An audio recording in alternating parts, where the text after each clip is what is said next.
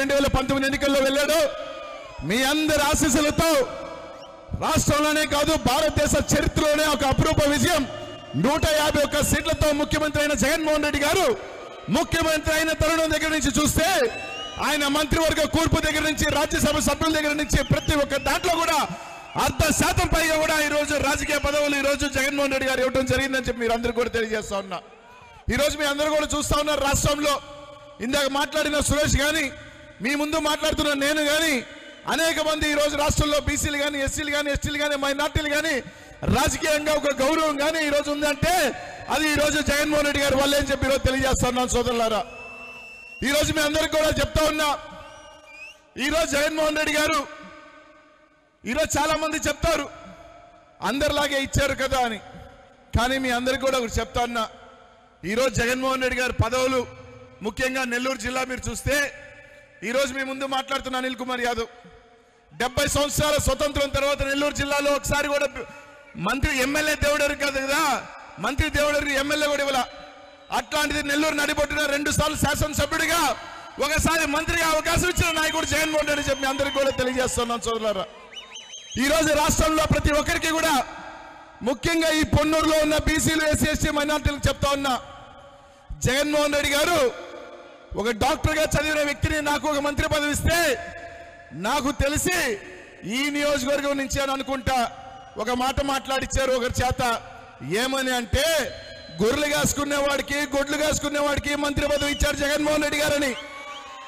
ఆ రోజు అలీ గారు నాకు ఫోన్ చేసి చెప్పాడు, పలాని వాడు అనిలవాడు అని చెప్పి మొట్టమొదట ఫోన్ చేసి చెప్పింది సోదరుడు అలీ గారు. ఈరోజు ఒకటి అడుగుతా ఉన్నా, అయ్యా తెలుగుదేశం పార్టీ నాయకులు కానీ ప్రతి ఒక్కరు కానీ జగన్మోహన్ రెడ్డి గారు నాకు మంత్రి పదవి ఇస్తే గొర్రెలు కాసుకునేవాడు గొడ్లు కాసుకునేవాడు అన్నారు. కానీ ఒకటి మీరు అందరూ కూడా గుర్తుపెట్టుకోవాల్సిందంటే భగవంతు స్వరూపుడైన శ్రీకృష్ణుడు కూడా గొర్రెలు ఆవులు కాసుకునేవాడేనయ్యా. సాక్షాత్ యేసు ప్రభు కూడా గొడ్ల చావడిలో పుట్టినవాడేనయ్యా. అంతెందుకు మీ నాయకుడు బొక్కలో ఉంటే ఆయన సత్యమని వేదిక మీద మాట్లాడిన మాట ఏంటి?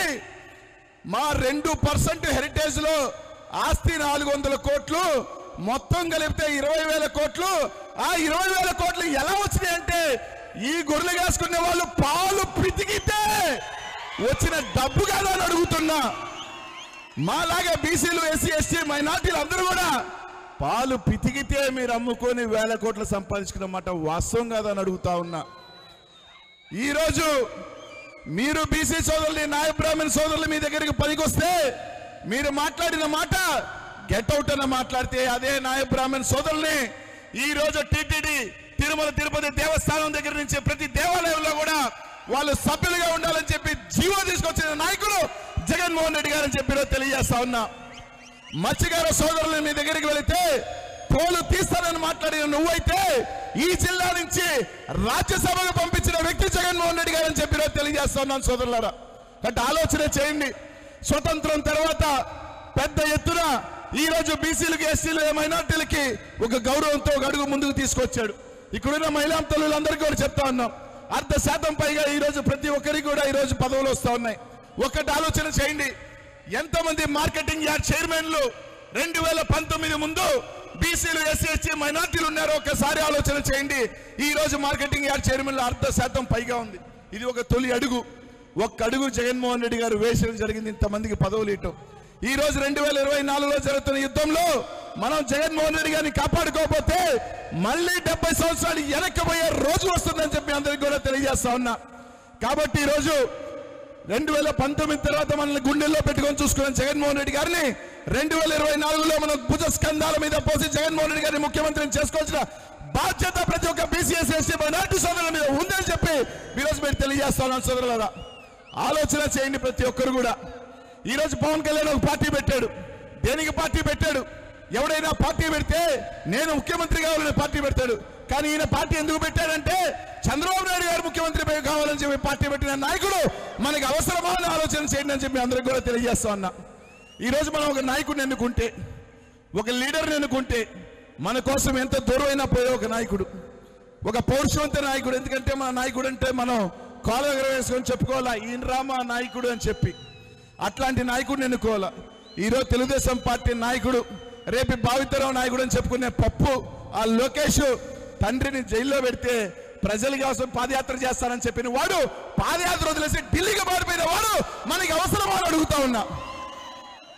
ఎక్కడైతే తండ్రిని లోపలేస్తే నన్ను కూడా లోపలేస్తారని చెప్పి ఆ యువగలం లేదు ఈ విషయాలు ఉంటాం, దానివల్ల ఏదో ఇబ్బంది పడిపోయేది. తప్పకుండా ఏ దానికైనా కూడా ఏం చేసినా కూడా సిద్ధంగా కూడా ఉంటాం. రాజకీయాల్లోకి వచ్చిన తర్వాత ఏ నిర్ణయం తీసుకున్నా ఏ దానికి చేసినా కూడా కట్టుబడి ఉంటేనే కదా రాజకీయాల్లోకి వస్తాం. నిజమే, మా వల్ల పొరపాట్లు లేకపోతే మేము అధికారంలో ఉన్నప్పుడు కొన్ని మా రకరకాల వల్ల మేము ఓటమి చెందొచ్చుంది. తప్పు ఓటమి చెందినంత మాత్రాన దాన్ని సరిదిద్దుకొని మళ్ళీ వెళ్తాం.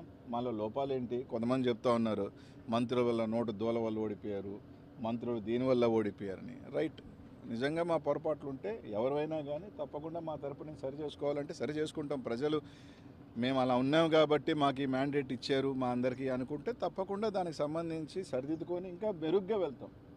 ఒక అపజయం కానీ వస్తే ఆ అపజయంలో నుంచి మనం సరిదిద్దుకొని దీంట్లో ఓహో ఇది పొరపాటు జరిగింది అని చెప్పుకొని గెలుపు దిశగా దాన్ని ముందు తీసుకెళ్ళే ఆలోచనలో వెళ్తాం తప్ప ఓడిపోయాము కాబట్టి కృంగిపోయి మూల కూర్చునే పరిస్థితి అయితే ఉండదు. తప్పకుండా నా రాజకీయంలో నాకేం ఓటమేం కొత్త కాదు. 29 సంవత్సరాల్లోనే ఓటమిని చూసినా ఎదుర్కొన్నా. భగవంతుడి దయ వల్ల కొంతమంది కోరుకున్నట్టు ఒక చిన్న స్థాయి వ్యక్తిని ఎవరు అండదండలు లేకపోయినా ఈ రాష్ట్రంలో చిన్న వయసులోనే 2 సార్లు ఎమ్మెల్యే అయినా ఉండి మంత్రి అయినా ఉండి, అది జగన్మోహన్ రెడ్డి గారి ఆశీస్సుల వల్ల, మా నెల్లూరు ప్రజల ఆశీస్సుల వల్ల. ఆయనతో వెంట ఉంటాం. ఆయనకు మంచి ఉన్నప్పుడు బాగున్నాం, ఆయన బాగా కష్టంలో ఉన్న ఆయన ప్రతిభ ఉన్నాం, బాగున్నప్పుడు మమ్మల్ని బాగా చూసుకున్నాడు. ఈరోజు ఆయన మళ్ళీ కూడా ఆయనతోనే ఉంటాం, ఆయనతోనే నడుస్తాం, కడదాకా కూడా ఆయనతో ప్రయాణం చేస్తాం. ఆయన కష్టాల్లో ఉంటాం, అన్నిట్లో ఉంటాం. మేము ప్రజల పక్షాన ఉంటాం.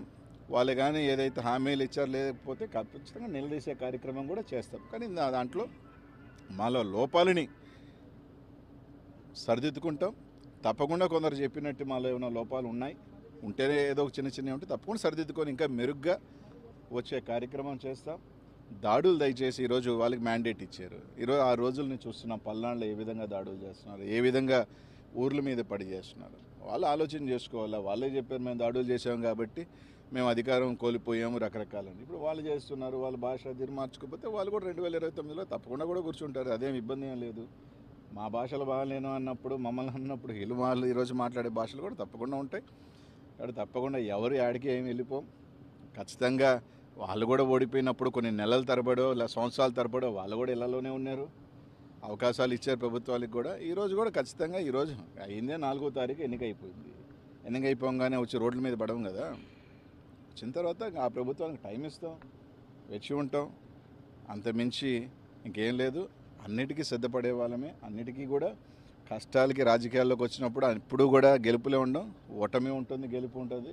ఈ ప్రజాక్షేత్రంలో పోయినసారి మాకు మ్యాండేట్ ఇచ్చారు, ఈసారి వాళ్ళకి మ్యాండేట్ ఇచ్చారు, రేపు మళ్ళీ మాకు మ్యాండేట్ ఇస్తారు. ఒక్కసారి అందరూ గుర్తుపెట్టుకోవాల్సింది ఏంటంటే 234 సీట్లున్న తమిళనాడులో ఒకసారి కేవలం డిఎంకే 2 సీట్లే వచ్చింది, 2. తర్వాత ఎన్నికల్లో మళ్ళీ గవర్నమెంట్ 4 సార్లు డిఎంకే రాజకీయ జీవితంలో డిపాజిట్స్ కోల్పోయింది, 4 టైమ్స్, ప్రతిసారి గెలిచింది. కాబట్టి 2019లో మేము గెలిచినప్పుడు తెలుగుదేశం పని అయిపోయింది అన్నారు, ఇప్పుడు మా పని అయిపోయింది అది అంటున్నారు. సరే 2029కి ఏ విధంగా బౌన్స్ బ్యాక్ అవ్వాలి, ఏ విధంగా ప్రజలకు అండ ఉండాలి అంతా కూడా రచిస్తారు ముఖ్యమంత్రి మా జగనన్న. తప్పకుండా బౌన్స్ బ్యాక్ అవుతాం, తప్పకుండా వస్తామని చెప్పి తెలియజేస్తాం.